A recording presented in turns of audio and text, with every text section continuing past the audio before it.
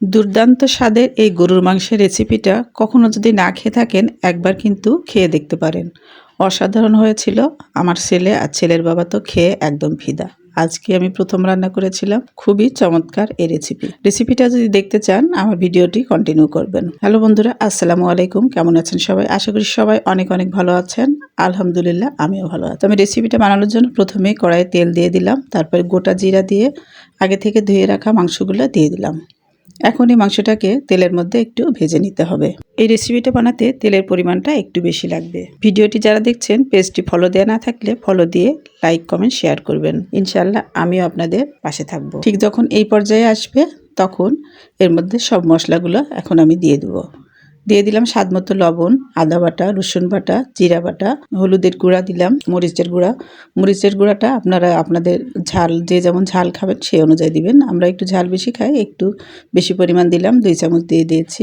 তারপর দিয়ে দিয়েছি ধনে গুঁড়া, কিছুটা পেঁয়াজ কুচি আর কয়েকটা কাঁচামরিচ। কাঁচামরিচটা আপনারা স্কিপ করতে পারেন, না দিলেও চলবে। আর দিয়ে দিলাম গরম মশলা, তেজপাতা, এলাচ, দারচিনি, লবঙ্গ। যেহেতু এটা ভাজা ভাজা হবে তো আমি এই মশলাগুলো দিয়ে ভালো করে কষিয়ে নিচ্ছি। ভালো করে কষিয়ে নিয়ে তার মধ্যে দিয়ে দিলাম গরম করে রাখা পানি। এখানে গরম পানিটা ব্যবহার করার চেষ্টা করবেন, তাহলে মাংসের স্বাদটা ভালো হবে। তো আমি পানি দিয়ে বেশ খানিকক্ষণ আমি রান্না করে নিয়েছি, 15 থেকে মিডিয়াম হাই হিটে রান্না করে নিয়েছি। মাংসটাও সিদ্ধ হয়ে গিয়েছে। এখন আমি এখানে দিয়ে দিলাম কিছুটা রসুন, গোটা রসুন। এখানে আমার ফ্রিজে রাখা ছিল, ছিলে ফ্রিজে রেখে দিয়েছিলাম, সে গোটা রসুন দিলাম। আর কিছুটা পেঁয়াজটা পাপড়ি করে ছাড়িয়ে নিয়েছি, একটু গোটা গোটা করে দিলাম। দিয়ে এখন এই মাংসটাকে ভালো করে ভেজে নিতে হবে। আমার রান্নাটা কেমন লাগছে আপনাদের কাছে কমেন্টে জানিয়ে দিবেন। আর আমার পেজটি ফলো দেওয়া না থাকলে ফলো দিয়ে আমার পরিবারের সাথে যুক্ত হয়ে যাবেন। ইনশাল্লাহ আমিও আপনাদের পরিবারে চলে যাব। তো মাংসটা প্রায় কিন্তু হয়ে এসেছে। স্বাদ বাড়ানোর জন্য এখানে দিয়ে দিলাম কিছুটা ভাজা জিরা গুঁড়া।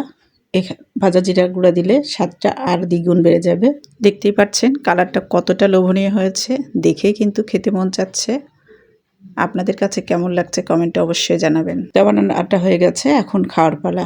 সামনে কোরবানির ঈদ, কোরবানির মাংস বেশি বেশি করে সুন্দর সুন্দর রেসিপি বানিয়ে খাবেন আর আমাদেরকে দাওয়াত করবেন। তো দেখতেই পাচ্ছেন মাংসটা কিন্তু রসুনগুলো একদম গলে গিয়েছে, মাংসটা একদম পুরোপুরি কুকড হয়ে গেছে, খুব সুন্দরভাবে সিদ্ধ হয়েছে। এই খাবারটা, মাংসটা কিন্তু খেতে অসাধারণ হয়েছিল। আপনারাও ট্রাই করতে পারেন। ভিডিওটি এই পর্যন্ত দেখার জন্য সবাইকে অসংখ্য অসংখ্য ধন্যবাদ। সবাই ভালো থাকবেন, সুস্থ থাকবেন আর আমার পেজের সাথেই থাকবেন। আল্লাহ হাফেজ, আসসালামু আলাইকুম।